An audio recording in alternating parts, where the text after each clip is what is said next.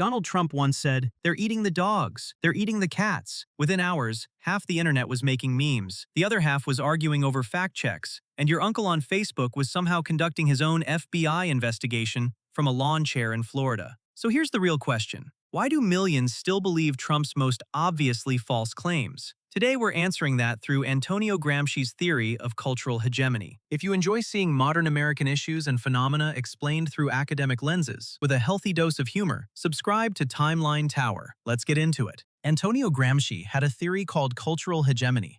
Sounds terrifying, because it is. He argued that real power isn't forcing people to believe something. It's making certain ideas feel so normal that people stop questioning them. It's why Americans don't debate whether Superman wears a cape or whether Costco's $1.50 hot dog is a constitutional right. Some ideas just become part of the culture. Gramsci wrote, "Every relationship of hegemony is necessarily an educational relationship." In other words, culture is always teaching you, even when you think you're just scrolling. Now watch Trump. When he repeatedly called major news outlets fake news, he wasn't simply criticizing reporters. He was teaching supporters a new habit. Before asking, "Is this true?" ask, "Who said it?" That's cultural hegemony. It's like Netflix quietly changing your recommendations. After a while, you're not choosing the next show. Netflix already did. Take the 2020 election. Courts rejected widespread fraud claims. Election officials, including many Republicans, said the vote was legitimate. Yet millions still believed Trump. Gramsci wouldn't immediately ask, "Who had the better evidence?" He'd ask, "Who shaped the lens people used to judge the evidence?"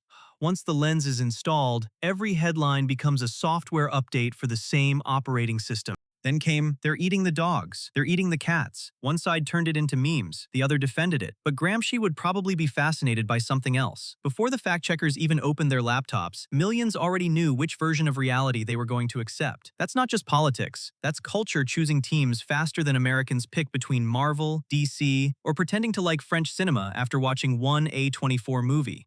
That's why cultural hegemony is so powerful. You don't have to convince everyone that every claim is true. You only have to shape the culture that decides who deserves to be believed. Trump didn't invent that game. He became exceptionally good at playing it. And according to Gramsci, once you influence what feels normal, you've already won half the argument before anyone even starts debating the facts. So, according to Gramsci, the biggest political battle isn't just over facts, it's over culture. Donald Trump didn't need everyone to believe every claim. He needed millions to trust the lens through which those claims were viewed. And once culture shapes perception, facts often arrive too late. If you enjoyed this deep dive, subscribe to Timeline Tower, where we decode today's biggest American issues through philosophy, psychology, politics, and social theory, with humor. Thanks for watching, and I'll see you in the next one.